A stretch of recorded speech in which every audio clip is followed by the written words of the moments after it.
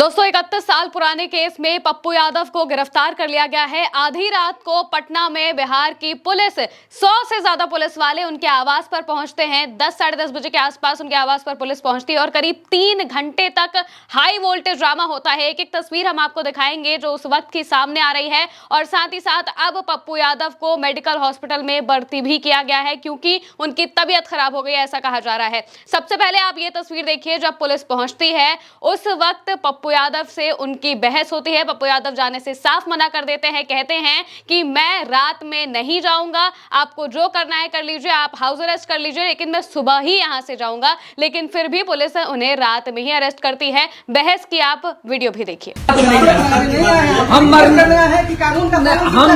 हम नहीं जाएंगे रात में, ये मैं आपको बता दिया। बहुत क्लियर हुआ, टेंडेंसी अपने बदली है, बिल्कुल सही है। हम रात में नहीं जाएंगे, लॉयर मेरे आते हैं, कहेंगे तो जाएगा।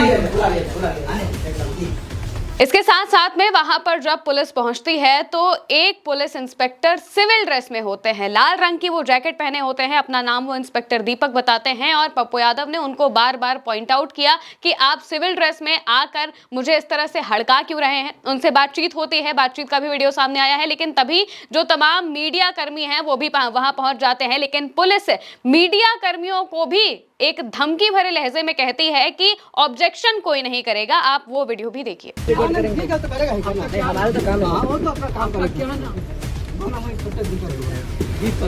दीपक लाइव जल्दी।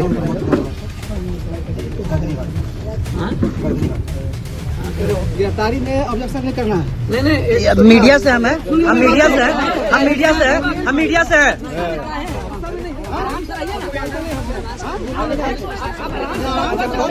इसके बाद पप्पू यादव के करीबी प्रेमचंद की उन पुलिस वालों से बहस भी होती है। वो साफ तौर से कहते हैं कि आप इस तरह से चढ़ क्यों रहे हैं, आप आराम से भी बात कर सकते हैं। इस तरह से मीडिया कर्मियों को धमकाना या फिर यहाँ पर आधी रात में घुसकर ये गुंडागर्दी आप नहीं कर सकते हैं। आप अभी वो वीडियो देखिए। अरे बहुत तो आप कर रहे हैं ना भाई, बातें के साथ चल रहे नहीं चल रहा। सर बोल रहे हैं, चला जाए, क्या बोले, चला जाए तो रुक जाइए ना, चला जाए, ऐसे आदमी कैसे चला जाएगा। आपको बता दोस्तों ये ड्रामा करीब 3 घंटे तक चलता है। 3 घंटे तक 100 से ज्यादा पुलिस वाले एसपी के साथ पप्पू यादव के आवास पर पहुंचे होते हैं और वहां पर काफी देर तक ड्रामा चलता रहता है। पप्पू यादव जाने से इनकार कर देते हैं। इस बीच उनके समर्थक भी भारी संख्या में वहां पर पहुंच जाते हैं। मीडिया, पुलिस और आसपास के जो लोग हैं वो भी उनके आवास पर पहुंच जाते हैं और लगातार नारेबाजियां भी होती हैं। लेकिन फिर भी पुलिस करीब 12:30-1 बजे के आसपास उन्हें गिरफ्तार कर लेती है और गिरफ्तार करके ले जाते हुए जो तस्वीरें सामने आई हैं, देखिए किस तरह से भयंकर तरीके से जो पुलिस वाले हैं वो दिखाई दे रहे हैं। सीढ़ियों से उन्हें उतारते हुए नजर आ रहे हैं। सिर्फ पुलिस और पुलिस ही दिखाई दे रही है और साथ ही साथ पीछे से जो समर्थक है वो नारेबाजी लगाते हुए नजर आ रहे हैं, नारेबाजी करते हुए वो दिखाई देते हैं। बाहर भी जब वो आते हैं तो समर्थक लगातार नारेबाजी करते रहते हैं। आप उस नारेबाजी का भी वीडियो देखिए।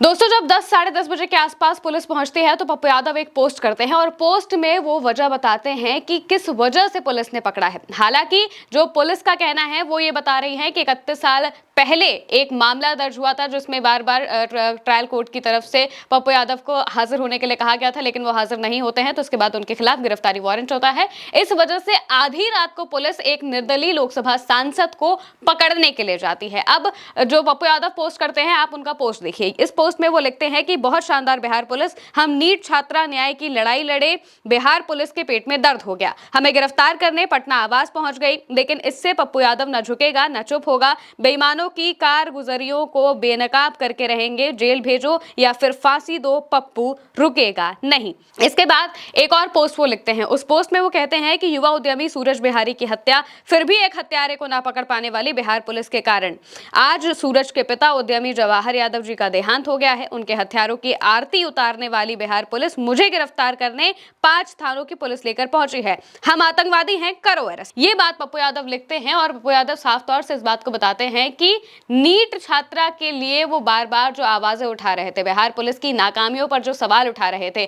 बिहार पुलिस मौजूदा वक्त में गृह विभाग में आती है। गृह विभाग किसका है? सम्राट चौधरी का। कई बार उन्होंने सम्राट चौधरी पर भी आरोप लगाया। इस बीच भी वो जब तमाम मीडिया इंटरव्यूज दे रहे थे तो उस बीच उन्होंने कहा कि सम्राट चौधरी मुझे धमका रहे हैं, मुझे मेरी जान को खतरा हो सकता है। ये बात भी कही जा रही है उनके खुद के फेसबुक अकाउंट से। जो उनके निजी सचिव हैं उन्होंने कई बार ये पोस्ट किए हैं। रात से ही जब ये पूरा मसला हो रहा है तो एक एक अपडेट वो देते हुए दिखाई दे रहे हैं और इसके साथ साथ में उन्होंने एक पोस्ट करते हुए इस बात को कहा है कि इनकी जान को खतरा हो सकता है। राजेश रंजन का जो ऑफिशियल अकाउंट है, यानी कि पप्पू यादव का जो ऑफिशियल अकाउंट है फेसबुक अकाउंट, उसमें सारे अपडेट्स बार बार सामने आ रहे हैं। इसी दौरान जो उनके निजी सचिव है वो उनके अकाउंट से पोस्ट करके सारी जानकारियां दे रहे हैं। इस बीच उन्होंने एक पोस्ट किया जब पता चला कि जो इंदिरा गांधी मेडिकल कॉलेज है जहां पर पुलिस गिरफ्तारी के बाद मेडिकल चेकअप के लिए पप्पू यादव को लेकर गई थी, वहां पर रात भर वो रहते हैं, उनकी तबीयत खराब हो जाती है और पुलिस उन्हें एक बेड भी नहीं दिलवा पाती है। ये बात भी वो कहते हुए सुनाई देते हैं और इसके साथ साथ में वो एक्स पर पोस्ट करते हुए लिखते हैं कि रात भर IGIMS में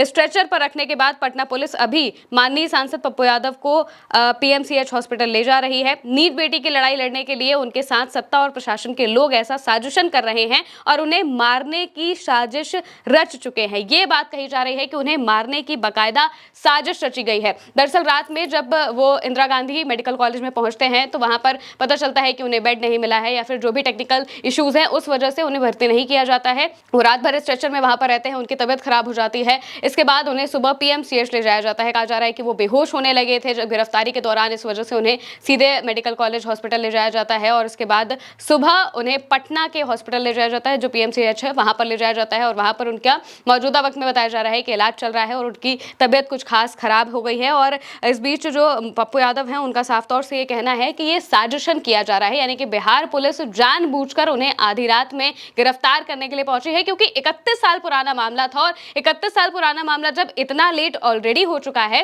तो एक दिन या सुबह तक का इंतजार भी किया जा सकता था। लेकिन फिर भी आधी रात को बिहार की पुलिस पप्पू यादव के आवास पर पहुंचती है और वहां पहुंचकर उन्हें वहां से गिरफ्तार किया जाता है। वो बार बार इस बात को कहते हैं कि आप आधी रात में एक लोकसभा सांसद को गिरफ्तार करने के लिए आए हैं, इसका क्या मतलब है? आप सुबह भी आ सकते हैं या फिर आपको करना है तो आप अभी हाउस अरेस्ट कर लीजिए, सुबह हम आपके साथ चलेंगे। ये सारी बातें पप्पू यादव कहते हुए दिखाई दे रहे थे, लेकिन फिर भी पुलिस नहीं मानती है। पुलिस 3 घंटे तक उनसे बहस करती है और इसके बाद उन्हें गिरफ्तार कर ले जाती है। मौजूदा वक्त में जो चीजें चल रही हैं वो भी हम आपको बता देते हैं। लगातार विरोध प्रदर्शन भी अब शुरू हो गया है। पप्पू यादव के समर्थकों ने CM नीतीश का पुतला फूंकना शुरू कर दिया है। अलग अलग जगहों पर उनके लेकर जो प्रदर्शन है वो हो रहा है। बताया जा रहा है कि उनकी कोर्ट में पेशी भी आज हो सकती है। इससे पहले पटना पुलिस ने सांसद को देर रात 12 बजे के आसपास गिरफ्तार किया था और कहा था कि उन्होंने उन पर जो आरोप है, 31 साल पुराना जो केस है, वो केस भी आप समझ लीजिए, उसमें लिखा है कि धोखे से कमरा किराए पर लेने के 31 साल पुराने केस में पटना की विशेष अदालत ने पप्पू यादव समेत 3 आरोपियों के खिलाफ गिरफ्तारी के आदेश दिए थे और रात में पप्पू यादव की गिरफ्तारी होती है इसी पूरे मामले को लेकर। जो SP सिटी भानु प्रताप सिंह है उनका बयान भी सामने आया। उन्होंने कहा कि 1995 का एक मामला है, इसमें ट्रायल चल रहा है जिसमें सांसद को कोर्ट में उपस्थित होना था, लेकिन वो तय तारीख पर उपस्थित नहीं हुए, इस वजह से उनको गिरफ्तार किया जा रहा है। लेकिन जब पप्पू यादव को गिरफ्तार किया जाता है उस दौरान वो कहते हैं कि मुझे नहीं पता कि मेरा क्या होगा, हेल्थ चेकअप के लिए ले जाया जा रहा है और इसके बाद की जो चीजें हैं वो सामने आएंगी। लेकिन मौजूदा वक्त में बताया जा रहा है कि उन्हें पटना के हॉस्पिटल में एडमिट किया गया है, उनकी तबीयत थोड़ी खराब हो गई है और अभी जो उनके समर्थक हैं वो लगातार प्रदर्शन करते हुए नजर आ रहे हैं। अलग अलग जगहों पर पुतला फूंका जा रहा है CM का और लगातार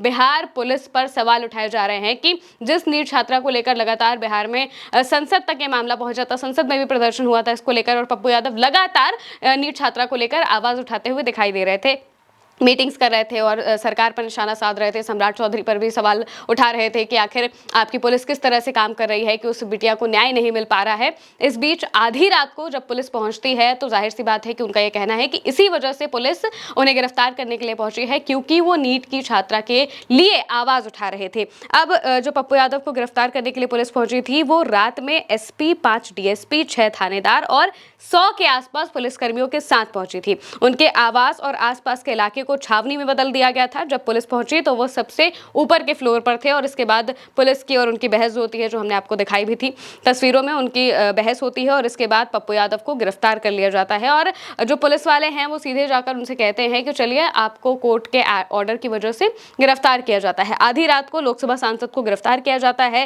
वो बेहोश भी हो जाते हैं और इसके बाद अब कहा जा रहा है कि जो जगह जगह पर उनके समर्थक हैं वो प्रदर्शन कर रहे हैं। इस मामले में अब वो कोर्ट में उन्हें पेश किया जाएगा और इसके बाद आगे की जो जांच है वो होगी। लेकिन आधी रात में जिस तरीके से उन्हें गिरफ्तार किया गया, इस पर खासतौर से सवाल उठ रहा है कि आखिर बिहार पुलिस को इस तरह से गिरफ्तार करने की जरूरत क्या पड़ गई थी एक 31 साल पुराने घर कब्जाने के मामले में। आपको क्या लगता है, कमेंट में बताइएगा। मैं हूं महिमा और आप देखते रहिए उल्टा चश्मा न्यूज़।